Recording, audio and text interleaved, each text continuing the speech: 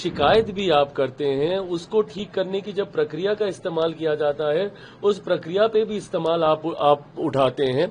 हकीकत ये है कि ये लोग जितनी संवैधानिक संस्था है, उसके अस्तित्व को ही खत्म कर देना चाहते हैं। चुनाव आयोग को बदनाम करने की सोच के साथ ये पूरी की पूरी ये साजिश रची जा रही है। भाई अगर आपको कहीं पे किसी प्रक्रिया पे शिकायत था, उसकी इसी के आधार पे तो ये किया जा रहा है ना। पहली बात तो आरोप कौन लगा रहा है, यही चीज आज से 4 दिन पहले जब हम लोग उठा रहे थे कि भाई आपके पास 2 नंबर हैं, तो सीधा ये तो इसकी गलती है, ये इसकी गलती है, इसमें हम क्या करें, वो क्या करें, लीपापोती। भाई पहले आप अपनी चिंता कीजिए ना। अगर ऐसा कोई विषय आया है तो चुनाव आयोग उसको देखेगा। कहीं पे भी कोई गड़बड़ी हुई है, दिक्कत तो यह है ना कि विपक्ष यही सारी चीजें तो बार बार उठाता है। राहुल जी ने भी 2 दिन पहले पूरा एक वो इवेंट कर दिया, पूरी प्रेजेंटेशन कर दी।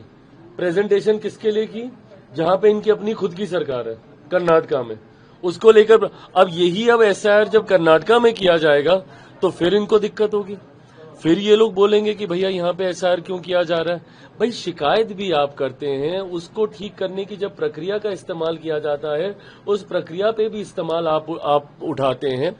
हकीकत ये है कि ये लोग जितनी संवैधानिक संस्था है, उसके अस्तित्व को ही खत्म कर देना चाहते हैं। एक अराजक माहौल विपक्ष अब चाहता है कि देश में बन जाए। किसी संवैधानिक संस्था पे आपको विश्वास नहीं है।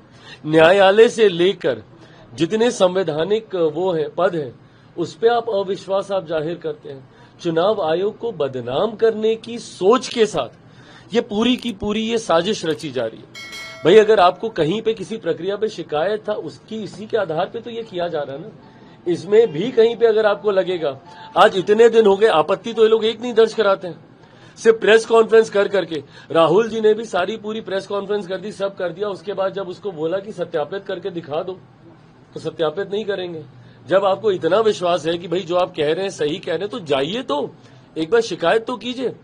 आज बिहार की एसआईआर की सूची को रिलीज हुए 8-9-10 दिन हो गए, क्यों नहीं इतने दिनों से एक भी आपत्ति चुनाव आयोग के पास, ना कांग्रेस के माध्यम से ना राजद के माध्यम से कोई दर्ज नहीं कराई जा रही है। तो सिर्फ मीडिया में आना, बातें करना और भाग जाना, मतलब ये सिर्फ हंगामा खड़ा करना ही आप लोगों का मकसद है ना।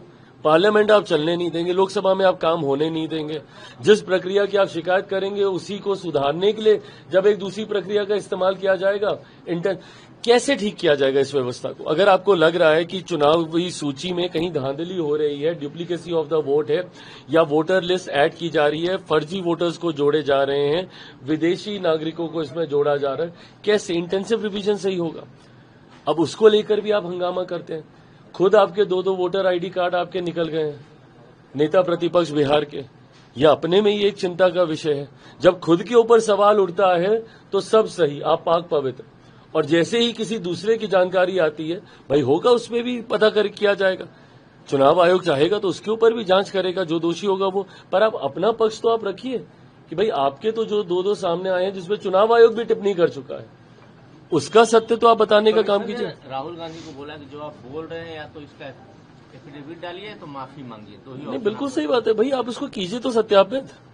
आपने जो बातें बोली हैं, आपने तो इतनी प्रेजेंटेशन आपने तैयार कर दी, 1-1.5 घंटे का आप इंग्लिश में पूरा अपना बोल बाल के आपने पूरी प्रेजेंटेशन वहां पर आपने देने का आपने काम किया। तो आप भाई उसको एक बार सत्यापित भी कर दीजिए, विधिवत तरीके से उसके ऊपर कार्रवाई होनी शुरू हो जाएगी।